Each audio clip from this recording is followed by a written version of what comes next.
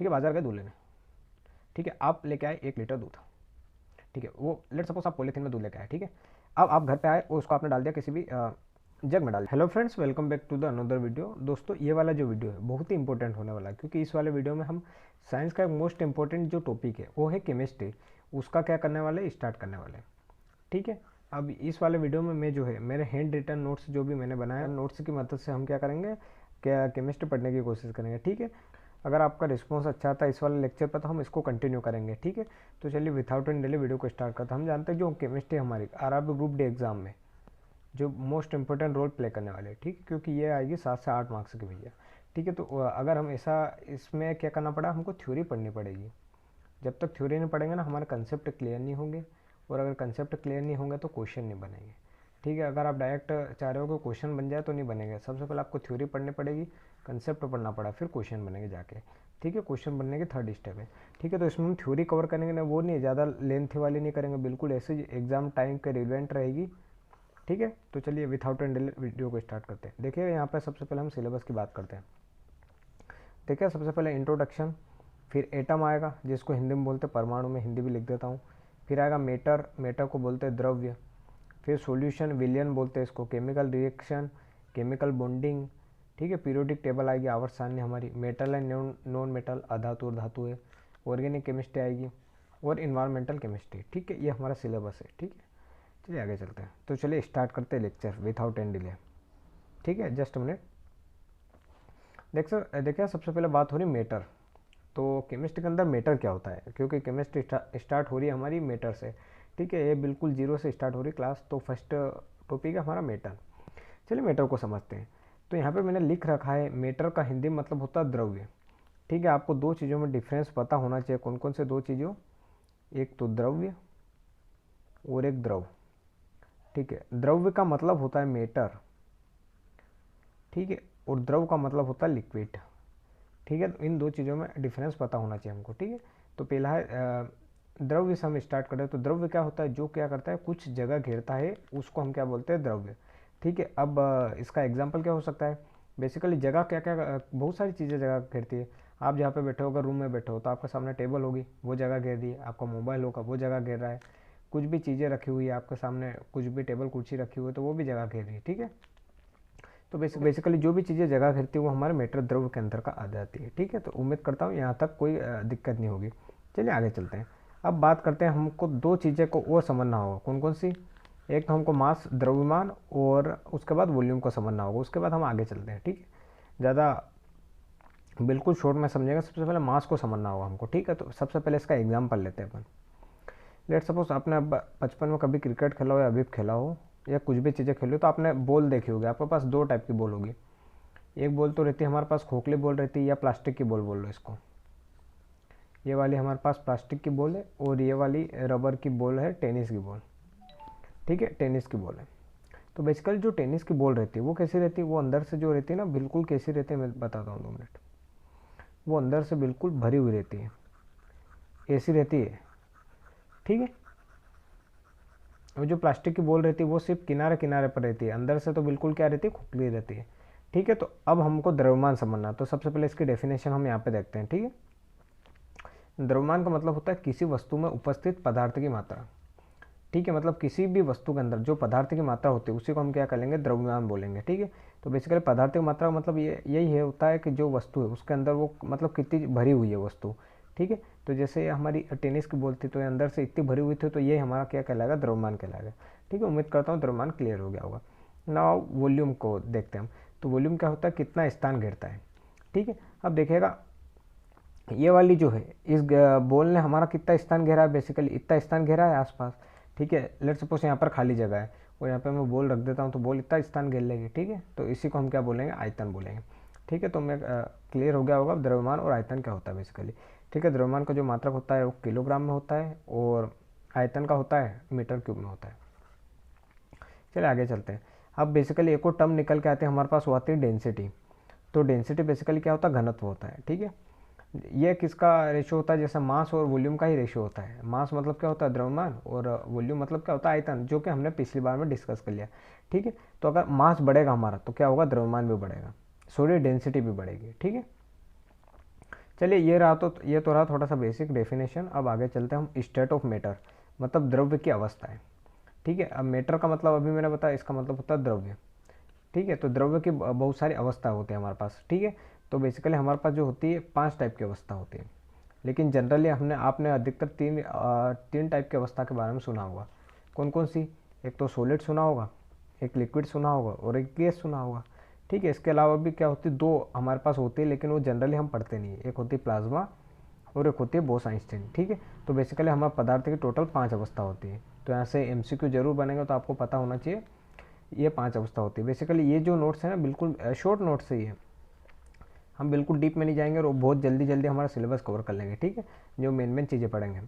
ठीक है, तो उम्मीद करता हूँ हमको पदार्थिक अवस्था समझ में आ गई होगी। अब देखिए, बेसिकली अभी हमने डिस्कस किया हमारे पास जो 5 अवस्था होती है, तो चलिए हम देखते हैं कुछ अवस्था के बारे में। पहला होता है ठोस। तो बेसिकली ठोस आपको पता होगा, इसके कण बहुत पास पास होते हैं। अब इसका मतलब क्या होता है, देखिए यहाँ पे आप डायग्राम देख रहे होंगे। कहाँ पे? जस्ट मिनट में हाईलाइट कर लेता हूँ। हाँ, यहाँ पे आप डायग्राम देख रहे होंगे, तो इसमें जो कण देख रहे हो आप, ये पहला वाला कण, दूसरा कण, तीसरा, चौथा, पांचवा, ये क्या है, बिल्कुल पास पास में सब। ठीक है, तो ठोस के अंदर क्या होते हैं, इसके कण बहुत ही पास में होते हैं। अगला मैंने लिखा है फिक्स्ड शेप और फिक्स्ड वॉल्यूम। इसका मतलब क्या होता है, चलिए इसको मैं समझाता हूँ। देखिए यहाँ पे मैंने लिख रखा है फिक्स्ड शेप। फिक्स्ड मतलब फिक्स होता है और शेप का मतलब आकार। ठीक है, यहाँ भी फिक्स और वॉल्यूम का मतलब आयतन। ठीक है, तो बेसिकली इसका जो आकार रहता है ना और आयतन दोनों फिक्स रहता है। अब मैं समझाता हूँ उसको। लेट सपोज आपके पास एक ईंट, ये हमारे पास ईंट है भैया। ठीक है, अब आपका इसका फिक्स्ड शेप दिख रहा है आपको, बिल्कुल ऐसी शेप वाली ईंट है हमारे पास। ठीक है, ये ईंट रखी हुई है और फिक्स्ड वॉल्यूम, इसने इतना स्थान घेरा हुआ है, तो इसका वॉल्यूम भी क्या है, फिक्स्ड है। ठीक है, अब चलिए बात करते हैं हम आगे। नोट, यहाँ पे मैंने कुछ नोट लिख रखा है। ध्वनि की जो गति होती है वो ठोस में अधिकतम होती है। यहाँ से भी क्वेश्चन बनता है कि ध्वनि गति कहाँ से अधिकतम होती है, तो ध्वनि की गति जो होती है हमारे ठोस के अंदर अधिकतम होती है। ठीक है, अगला जो आता है हमारे पास वो आता है द्रव निकल के। द्रव क्या होता है, इसके कण थोड़े से दूर रहते हैं। देखिए इसके कण थोड़े थोड़े दूरी पर है, और आपने ठोस में देखा था इसके जो कण है बिल्कुल पास पास में थे। ठीक है, तो इसके कण जो है थोड़ी सी दूरी पर है। अब यहाँ पे इसका लिखा मैंने फिक्स्ड वॉल्यूम और डिफरेंट शेप। ठीक है, मैंने ठोस के बारे में क्या लिखा था, फिक्स्ड शेप और फिक्स्ड वॉल्यूम। ठीक है, लेकिन यहाँ पे मैंने लिखा फिक्स्ड वॉल्यूम और डिफरेंट शेप। चलिए इसका मतलब मैं समझाता हूँ। लेट सपोज आप गए बाजार, ये आप हो। ठीक है, आप गए बाजार। ठीक है, बाजार गए दूध लेने। ठीक है, आप लेके आए 1 लीटर दूध। ठीक है, वो लेट सपोज आप पॉलीथीन में दूध लेके आए। ठीक है, अब आप घर पे आए और उसको आपने डाल दिया किसी भी जग में डाल दिया हो। ठीक है, तो उस दूध ने क्या कर लिया, पॉलीथीन के दूध ने जग का आकार ले लिया। ठीक है, और दूसरा एग्जांपल ले लेता, आप पानी लेके आए बाल्टी में। ठीक है, किस में, बाल्टी में लेके आए, और उसको आपने जब टब में डाल दिया तो उस पानी ने किसका, टब का आकार ले लिया। ठीक है, तो बेसिकली जो होता है इसका वॉल्यूम तो फिक्स्ड रहता है। ठीक है, मतलब लेट सपोज हम पहले 1 किलोग्राम 1 लीटर दूध लाए थे, तो घर पे जग में हमने डाला तो भी 1 ही लीटर था। हाँ, थोड़ा बहुत तो हो सकता है, जैसे वो बूंद वगैरह जो थैली में रह जाए तो उसकी बात नहीं कर रहा, उसको नेग्लेक्ट करते हैं। ठीक है, तो बेसिकली इसका जो रहता है फिक्स्ड वॉल्यूम रहता है, लेकिन डिफरेंट शेप रहता है। डिफरेंट शेप कैसे, जैसे आप पहले दूध लेके आए थे थैली के अंदर या पॉलीथीन के अंदर, तो वो उसका आकार था उसका, उसके बाद आपने जग में डाल दिया तो उसने जग का आकार ले लिया। सेम अगर आप पानी पहले लाए तो बाल्टी में लेके आए थे, लेकिन उसके बाद टब में डाल दिया तो उसने टब का आकार ले लिया। ठीक है, तो इसका मतलब ये होता है। तो उम्मीद करता हूँ द्रव्य कंसेप्ट क्लियर हो गया होगा। नाउ गैस के बारे में पढ़ते हैं। तो गैस क्या होता है, इसके कण बहुत दूर होते हैं। जैसा आप यहाँ पे देख रहे हैं, इसके जो कण है वो बहुत ही दूरी पर है। ठीक है, अब यहाँ पे मैंने लिख रखा नो फिक्स्ड शेप और नो फिक्स्ड वॉल्यूम, मतलब इसका कोई फिक्स्ड शेप भी नहीं रहता, फिक्स्ड वॉल्यूम भी नहीं रहता है। ठीक है, अब गैस तो हमारे जो वातावरण में बहुत सारी गैस है, तो इसका कुछ वॉल्यूम या फिक्स्ड है क्या, नहीं पता है। ठीक है, तो बेसिकली यहाँ पे हमने सॉलिड, लिक्विड और गैस के बारे में देख लिया बहुत ही कम समय में। चलिए आगे चलते हैं। अब बेसिकली हमको क्या करना, पदार्थिक अवस्था में परिवर्तन। जैसे अभी हमने 3 अवस्था देखी ना, 5 अवस्था, solid, liquid, gas, plasma, Bose-Einstein, ये मैंने यहाँ पे लिख रखी है। ठीक, तो पदार्थों की अवस्था में परिवर्तन, बट बेसिकली जो क्वेश्चन बनेगा आपके एग्जाम में वो यहाँ से बनेगा। हम बाद में क्वेश्चन भी कवर कर लेंगे, क्वेश्चन कैसे बनते हैं, लेकिन अभी थोड़ी सी थ्योरी पढ़ लेते हैं। ठीक है, देखिएगा, ये सॉलिड का मतलब होता है ठोस, मैंने इंग्लिश में लिख रखा है यहाँ पे। लिक्विड का मतलब होता है द्रव, गैस का मतलब गैस ही होता है, प्लाज्मा मतलब प्लाज्मा, और बोस-आइंस्टीन बोलते हैं इसको। बी का मतलब बोस, ई का मतलब आइंस्टीन, और सी का मतलब है कंडेंसेशन। ठीक है, ये जो बोस-आइंस्टीन कंडेंसेशन होती है, ये क्या होती है, सबसे हमारी जो होती है ठंडी अवस्था होती है, मतलब जो सॉलिड है ना उसके भी बाद वाली ठंडी अवस्था होती है। ये रहती है 0 केल्विन ताप पर। 0 केल्विन ताप को ही क्या बोलते हैं अपन, परम शून्य ताप बोलते हैं, या -273 डिग्री सेंटीग्रेड। अक्सर हमारे एग्जाम में क्वेश्चन आता है कि केल्विन को सेंटीग्रेड में बदलो, फ़ारेनहाइट में बदलो, तो वो कैसे बदलेंगे हम वो आगे देखते हैं। ठीक है, उसके पहले हमको यहाँ पे देखना है। अब देखिएगा, मैं ध्यान से देखिएगा, सॉलिड को जब हमको लिक्विड में परिवर्तन करना रहता है तो उस वाली प्रोसेस को हम क्या बोलते हैं। आप रियल लाइफ का एग्जांपल लीजिए, लेट सपोज हमारे पास बर्फ़ है। ठीक है, तो बर्फ़ को हम लिक्विड में कन्वर्ट करेंगे पानी में, तो हमको क्या करना होगा, हमको क्या करना होगा, इसको गर्म करना होगा। इसको गर्म करेंगे ना, तभी तो ये क्या होगा, पानी के अंदर कन्वर्ट होगा। ठीक है, तो बेसिकली या ये यही बोल दो कि गर्म की जगह इसको गलाएंगे, हम क्या करेंगे, गलाएंगे। तो मतलब जो जब भी हमको सॉलिड से लिक्विड में कन्वर्ट करना है तो इस वाली प्रोसेस को बोलते हैं गलन या गलनांक। ठीक है, क्या बोलते हैं, गलनांक। ठीक है, जब भी हम लिक्विड से गैस में जाएंगे, लिक्विड से गैस में कैसे, जैसे लिक्विड्स में ले लो आप वाटर ले लो। ठीक है, वाटर ले लिया तो उसकी आपको वेपर बनाने के लिए उसको क्या करना पड़ेगा, उसको गर्म करना पड़ेगा। तो इस वाली प्रोसेस को हम बोलते हैं वाष्पीकरण। क्या बोलते हैं, वाष्पीकरण। ठीक है, जब भी हमको गैस से प्लाज्मा में जाना है तो इस वाले पोर्शन, बेसिकली प्लाज्मा जो अवस्था होती है उसके बारे में समझा देता हूँ। प्लाज्मा वो वाली अवस्था होती है जिसमें क्या होता है, आयन के रूप में रहते हैं, जैसे प्लस माइनस प्लस माइनस। ठीक है, तो जब भी हमको गैस से प्लाज्मा में जाना तो इस वाले प्रोसेस को बोलते हैं आयनीकरण। क्या बोलते हैं, आयनीकरण।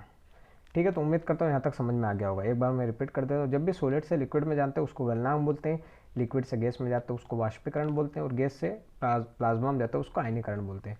चलिए अब रिवर्स चलेंगे अपन। रिवर्स कैसे चलेंगे देखिएगा, जब भी हम प्लाज्मा से गैस में आएंगे तो देखिए, गैस से प्लाज्मा में जा रहे थे तो आयनीकरण बोल रहे थे, प्लाज्मा से गैस में आएंगे तो इसको बोलते हैं वी आयनीकरण। वी आयनीकरण। ठीक है, ये टर्म ध्यान रखिए, एग्जाम में पूछी जाती है। ठीक है, अब जब हम गैस से लिक्विड में आएंगे, ठीक है, तो एग्जांपल लीजिए, जब भी हम गैस को क्या करते हैं, लिक्विड बनाना होता है तो उसको क्या करते हैं, संघनन करते हैं, कंडेंसेशन बोलते हैं इसको, इसको संघनन बोलते हैं, ये वाली प्रोसेस को। और जब भी लिक्विड से हम सॉलिड में जाएंगे तो उसको क्या बोलते हैं, जमाते हैं ना उसको, तो बेसिकली इसको बोलते हैं हिमीकरण। ठीक है, यहाँ तक हो गया। लेकिन हमारे जो एग्ज़ाम में होता है, एग्ज़ाम में यहाँ से भी क्वेश्चन पूछ लेता है, कहाँ से, मैं बताता हूँ वहाँ से। हमको डायरेक्ट बोल देगा आपको क्या करना है, सॉलिड से डायरेक्ट गैस में परिवर्तन करना है। कैसे, सॉलिड से डायरेक्ट गैस में परिवर्तन करोगे तो उस वाली प्रोसेस को क्या बोलेंगे, तो इस वाली प्रोसेस को बोलते हैं हम ऊर्ध्वपातन। क्या बोलेंगे, ऊर्ध्वपातन। अब सॉलिड से गैस में डायरेक्ट परिवर्तन करना, बेसिकली एक एग्जांपल लेते हैं। आपने कपूर देखा होगा घर में। ठीक है, ये कपूर है, तो कपूर क्या रहता है, सॉलिड फॉर्म में रहता है। जब भी आप इसको क्या करते हो, आग में डालते हो तो डायरेक्ट यह क्या बन जाता है, गैस में बन जाता है। ठीक है, तो यही जो है था हमारा ऊर्ध्वपातन का एग्जाम्पल है। ठीक है, अब उसके बाद हमको गैस से डायरेक्ट अगर सॉलिड में कन्वर्ट करना है बिना लिक्विड में जाए हुए, तो इस वाले प्रोसेस को बोलते हैं निक्षेपण। क्या बोलते हैं, निक्षेपण बोलते हैं। ठीक है, तो मैं एक बार रिपीट कर देता हूँ, हमने क्या क्या देखा। हमने सॉलिड से लिक्विड में परिवर्तन किया तो उसको गलनांक बोला मैंने। ठीक है, इसको गलनांक बोला मैंने। जब मैंने लिक्विड से गैस में परिवर्तन किया तो इसको वाष्पीकरण बोला मैंने। जब गैस से प्लाज्मा में किया तो ये वाले आयनीकरण कहलाती। फिर रिवर्स आएंगे हम, तो प्लाज्मा से गैस में वी आयनीकरण, गैस से लिक्विड में संघनन, लिक्विड से सॉलिड में हिमीकरण। ठीक है, अब हम डायरेक्ट सॉलिड से जाएंगे गैस में तो इसको बोलते हैं ऊर्ध्वपातन या सब्लिमेशन बोलो इंग्लिश में। और गैस से अगर सॉलिड में आएंगे तो इसको निक्षेपण बोलेंगे। ठीक है, तो यहाँ तक कोई भी दिक्कत नहीं होगी। चलिए अब आगे चलते। मैंने जैसा बताया कि हम सेल्सियस को केल्विन में, फ़ारेनहाइट में कन्वर्ट कैसे करते हैं। ठीक है, तो इसके लिए एक फॉर्मूला होता है हमारे पास, ये रहा, C/5 F-32/9 K-273/5। ठीक है, बेसिकली फॉर्मूला क्या है देखिएगा। C का मतलब यहाँ पर होता है सेल्सियस, F का मतलब होता है फ़ारेनहाइट, ये बेसिकली क्या होता है, पैमाना होता है टेम्परेचर मापने के लिए, और K का मतलब होता है केल्विन। ठीक है, अब एग्ज़ाम में क्या हमारी क्वेश्चन आता है कि भैया 10 डिग्री सेंटीग्रेड को केल्विन में कन्वर्ट करो, तो हमको तो पता ही नहीं कि केल्विन में कैसे कन्वर्ट करते हैं, तो हम तो ऐसे हो जाएंगे। ठीक है, तो हमको क्या करना है, ऐसे नहीं होना है, और हमको क्या करना है, ऐसे होना है बिल्कुल। तो इसको कन्वर्ट कैसे करेंगे, बहुत ही सिंपल सा, आपको क्या करना, फॉर्मूला लगाना। फॉर्मूला क्या देखिएगा, हम जानते हैं C/5 = F-32/9 = K-273/5 होता है। हमको बोला है सेल्सियस को केल्विन में कन्वर्ट करो, तो इधर से मैं सेल्सियस ले लूँ, C/5 F-32 का कुछ काम नहीं है इस बार हमको, क्योंकि यहाँ पे केल्विन में डायरेक्ट कन्वर्ट करना है। बस देखिए, C की वैल्यू 10 दे रखी है, तो C की जगह मैं 10 पुट करूँगा यहाँ पे, तो हो जाएगा 10/5 = ये आ जाएगा k माइनस 273 अपॉन में 5, 5 से 5 कैंसल, तो k बराबर आ जाएगा, k इधर आ जाएगा है, तो ये क्या बन जाएगा बेसिकली पॉजिटिव हो जाएगा, तो 2, ठीक है जस्ट अ मिनट, k इधर आ जाएगा, यहाँ पे कुछ नहीं करना हमको, हाँ ये 273 उधर चला जाएगा 10 के साथ, तो k की वैल्यू आ जाएगी 283। तो जब हम क्या करेंगे 10 डिग्री सेंटीग्रेड को केल्विन में कन्वर्ट करेंगे तो 283 हमारा क्या आएगा केल्विन में आंसर आएगा। ठीक है, उम्मीद करता हूँ समझ में आ गया होगा। एक और एग्जांपल ले रखा मैंने जिससे अच्छे समझ में आ जाए। देखिए अब हमको क्या करना है, सेंटीग्रेड को फ़ारेनहाइट में कन्वर्ट करना है। तो हम जानते हैं C/5 = F - 32/9। केल्विन का लिखेंगे क्योंकि हमको फ़ारेनहाइट में कन्वर्ट करना है। ठीक है, देखिए C की वैल्यू दे रखी है -40, तो -40 लिखूँगा, 5 लिखूँगा, ये -32/9 लिखूँगा। अब देखिए मैं क्रॉस मल्टीप्लाई करता हूँ, में से करना है यहाँ पे, तो हो जाता है 360, ये हो जाए 5F - 160। ठीक है, अब हम क्या करेंगे, अब हम -360 इस -160 को इधर लाएंगे तो +160 बन जाए = 5 फ़ारेनहाइट। ठीक है, तो यहाँ पे बचेगा 260, लेकिन माइनस का बचा अपन 5 फ़ारेनहाइट, तो 5 × 5 = 25, 5 × 2 = 10। तो जो फ़ारेनहाइट की वैल्यू आएगी ना वो आएगी 52 फ़ारेनहाइट। ठीक है, 52 फ़ारेनहाइट वैल्यू आएगी जब 40 डिग्री को हम फ़ारेनहाइट में कन्वर्ट करेंगे। तो उम्मीद करता हूँ ये वाला कंसेप्ट क्लियर हो गया। यहाँ से क्वेश्चन बनते हैं क्या, 1 से 2 क्वेश्चन आ सकता है। ठीक है, तो ये भी ध्यान में रखना है। चलिए बेसिकली अब जो है मेन इंपॉर्टेंट टॉपिक है जहाँ से हमारा क्वेश्चन बनेंगे, केमिकल क्लासिफिकेशन ऑफ मैटर। मतलब मैटर का द्रव जो है उसका हमको क्या करना है, केमिकल क्लासिफिकेशन करना है। चलिए तो देखते हैं, इसको हिंदी में बोलते हैं रासायनिक क्लासिफिकेशन या रासायनिक वर्गीकरण। ठीक है, तो बेसिकली जो हमारा मैटर होता है, जो द्रव होता है, जो मैटर हमने देखा है द्रव होता है, ये क्या होता है, 2 टाइप का होता है। एक होता है सब्सटेंस जिसको बोलते हैं पदार्थ, और एक होता है मिक्सचर जिसको हम बोलते हैं मिश्रण। चलिए ये क्या होता है इसको समझाते हैं अपन। तो बेसिकली जो सब्सटेंस का मतलब होता है पदार्थ, तो इसके बारे में 2 चीज़ें आपको ध्यान में रखनी। एक तो यहाँ पे मैंने लिख रखा है प्योर फॉर्म, और दूसरा लिख रखा है फिक्स केमिकल फार्मूला। नहीं आ रहा अगर समझ में, थोड़ा सा जूम करूँगा मैं, फिर समझाएंगे इसको। देखिए मैंने लिख रखा है प्योर फॉर्म और फिक्स्ड केमिकल फार्मूला। तो प्योर फॉर्म का मतलब क्या होता है, देखिए प्योर फॉर्म का मतलब जैसे शुद्ध रूप में होने चाहिए हमारे पास ये। ठीक है, और इसका फिक्स केमिकल फार्मूला होना चाहिए। ठीक है, पहला तो शुद्ध रूप में होना चाहिए, उस फिक्स केमिकल फार्मूला होना चाहिए। ठीक है, अब मैं समझाता हूँ कैसे। उसके पहले हमको देखना है, इसके 2 टाइप होते हैं, एक होता है एलिमेंट और दूसरा होता है कंपाउंड। एलिमेंट को बोलते हैं तत्व, कंपाउंड को बोलते हैं यौगिक। ठीक है, तो एलिमेंट के आगे मैंने लिख रखा है जो सिंगल हो। इट मीन्स हमारे पास जो पहले कंडीशन ये प्रूव होनी चाहिए कि जिसका प्योर फॉर्म में होनी चाहिए और फिक्स्ड केमिकल फार्मूला में होने चाहिए। तो और यहाँ पे मैंने एलिमेंट का बता रखा है जो सिंगल हो। इट मीन्स यहाँ पे हमारे पास आएगा, जैसे ऑक्सीजन ले रखा मैंने यहाँ पे, जस्ट अ मिनट, ये ऑक्सीजन और ये है कार्बन। ठीक है, क्या है, ऑक्सीजन और कार्बन है, तो ये क्या है, सिंगल फॉर्म में। ठीक है, तो एलिमेंट जो हो सकते हैं वो क्या हो सकते हैं, सिंगल फॉर्म में हो सकते हैं। ठीक है, और अगर मैं O2 कर दूंगा तो ये हो जाए डबल फॉर्म। ठीक है, तो ये क्या हो सकते हैं, सिंगल फॉर्म में भी हो सकते हैं, लेकिन और डबल फॉर्म में भी हो सकते हैं, लेकिन एक ही से मिलकर बने होने चाहिए। क्या है, मैं एक बार रिपीट करता हूँ, ये क्या होने चाहिए, सिंगल फॉर्म में होने चाहिए, वो डबल भी हो सकते हैं लेकिन एक ही से मिलकर बनते हैं। जैसे जैसे जस्ट मिनट, जैसे आप यहाँ पे मैंने लिख रखा ऑक्सीजन, तो ये यहाँ पर क्या है, सिंगल है, ये अकेला है, ये क्या है, सिंगल है। जब मैं इसके आगे O2 कर दूँगा तो ये क्या हो जाए, डबल में हो जाएगा। लेकिन ये क्या है, ऑक्सीजन प्लस ऑक्सीजन से मिलकर तो O2 बना है। ठीक है, इट मीन्स ये क्या है, एक ही प्रकार से मिलकर बनता है। ठीक है, अगर मैं इस O की जगह यहाँ H ले लेता हूँ तो ये नहीं बनेगा, ये एलिमेंट के अंदर नहीं आएगा, ये फिर इधर हम यौगिक के अंदर काउंट करेंगे इसको। ठीक है, तो एलिमेंट का मतलब ये होना चाहिए कि सिंगल होने चाहिए और एक ही प्रकार से मिलकर बने हुए होने चाहिए। ठीक है, तो उम्मीद करता हूँ ये भी कंसेप्ट क्लियर हुआ होगा। अब यौगिक है हमारा, यौगिक को बोलते हैं बेसिकली कंपाउंड। तो इसकी भी 2 कंडीशन है। पहले तो ये क्या होना चाहिए, 2 एलिमेंट से मिलकर बना होना चाहिए। ठीक है, इट मीन्स एक एलिमेंट अगर ऑक्सीजन है दूसरा ऑक्सीजन है तो O2, पर ये नहीं होना चाहिए क्योंकि ऑक्सीजन तो क्या हो जाए, बेसिकली एक ही एलिमेंट हो जाएगा। हमको 2 डिफरेंट एलिमेंट होने चाहिए। अगर एक ऑक्सीजन है दूसरा हाइड्रोजन होना चाहिए, इन दोनों को मिल से ये बनता है। दूसरी कंडीशन जिसका फॉर्मूला लिख पा रहे हो, जैसे हमारे पास कार्बन डाइऑक्साइड है CO2, तो इसका फॉर्मूला हम लिख पा रहे हैं। H2 हो, इसका फॉर्मूला लिख पा रहे हैं। ठीक है, तो उम्मीद करता हूँ क्लियर हुआ होगा। अब हम बात करते हैं मिक्सचर की, तो इसकी बात करेंगे मिक्सचर की। मिक्सचर का मतलब होता है मिश्रण। तो ये तो आपको पता होगा, किसी 2 चीज़ों का मिश्रण ही हमारा मिक्सचर कहलाता है। ये बेसिकली 2 टाइप के होते हैं, एक होता है समांगी और एक होता है विषमांगी। समांगी मिश्रण क्या होता है, बेसिकली जिसमें क्या हो जाते हैं, जो भी चीज़ें रहती है वो पूरी तरह से घुल जाती है। जैसे अगर आप पानी में नमक को घोलोगे तो वो क्या करेगा, पूरी तरह से कुछ समय बाद घुल जाता है, तो उसको समांगी मिश्रण बोलते हैं। पानी में शक्कर ले लो तो भी समांगी मिश्रण होता है। विषमांगी मिश्रण दो टाइप से होते हैं, एक होता है कोलाइड और निलंबन। तो उसके पहले हमको विषमांगी मिश्रण समझना होगा। तो विषमांगी मिश्रण वो होते हैं जिसमें दो जो चीज़ें रहती है, जो मिलने वाली चीज़ें, वो क्या रहती है, पूरी तरह से नहीं घुलती है। जैसे आप पानी में मिट्टी मिलाओगे तो वो क्या करेगी, पूरी तरह से नहीं घुलेगी, कुछ उसके अंदर ही रह जाती है, ठीक है। तो उसको विषमांगी मिश्रण बोलते हैं। पानी में बजरी मिला लो आप तो भी नहीं घुलती, ठीक है। ये दो टाइप के होते हैं, एक होता है कोलाइड और एक होता है निलंबन। अब कोलाइड के आगे मैंने लिख रखा सोल्यूट का साइज कम, और निलंबन के आगे लिख रखा मैंने सोल्यूट का साइज ज़्यादा। चलिए ये क्या होता है मैं बताता हूँ। देखिएगा, लेट सपोज हमारे पास ये कुछ बीकर है, ठीक है। तो इसके अंदर ये वाला जो चीज़ है, कौन सा वाला, ये वाला, ये है इसके अंदर पानी, ठीक है। अब लेट सपोज यहाँ पे मैंने डाल देता हूँ, ये है शक्कर, ये क्या है, शक्कर येलो वाली, ठीक है। तो अब बेसिकली यहाँ पे हम दो चीज़ों का यूज़ करेंगे, सोल्यूट और सोलवेंट। इसको बोलते हैं विलेय और इसको बोलते हैं विलायक। तो इसमें जो सोल्यूट का मतलब क्या होता है, जो घुला हुआ रहता है, क्या होता है, जो घुलता है, यूँ बोल दो।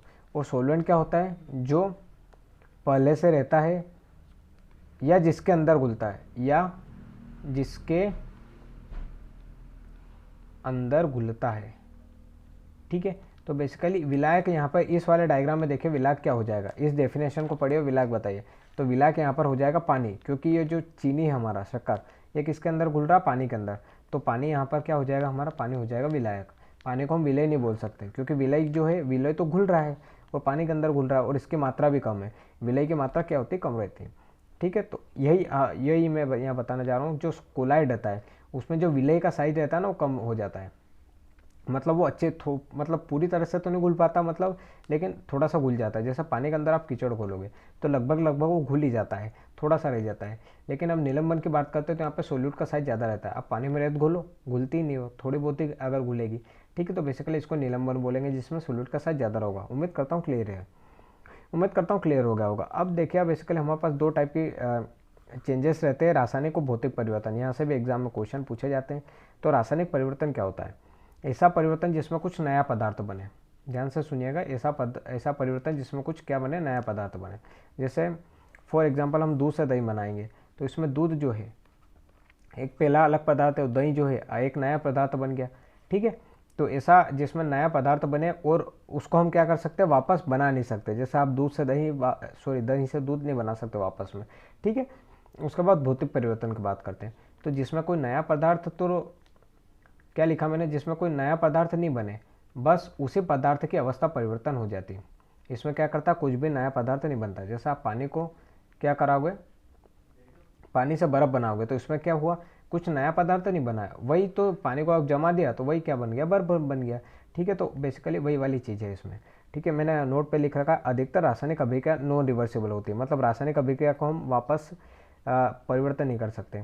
जैसा हमने दूध से एक बार दही बना दिया, तो दही से दूध थोड़ी बनेगा, वही परिवर्तन है। और भौतिक अभिक्रिया रिवर्सिबल होती है, हमने पानी से बर्फ़ बना दिया, हम बर्फ़ से पानी बना सकते हैं भैया, ठीक है। तो ये रहा आज का जो पहला लेक्चर, उसमें मैंने ये वाली जो कुछ बेसिक चीज़ें रहती केमिस्ट्री की वो डिस्कस करी, वो मैंने डिस्कस करी। उम्मीद करता हूँ आपको वीडियो पसंद आया होगा, वो कुछ इसमें समझ आया होगा। अगर इस वीडियो को अच्छा रिस्पॉन्स मिलता है तो हम इसी सीरीज़ को आगे कंटिन्यू करेंगे, अन्यथा कोई बात नहीं, चलिएगा, ठीक है। तो चलिए, अगर अच्छा लगा तो शेयर कीजिएगा। थैंक यू, मिलते हैं नेक्स्ट वीडियो में।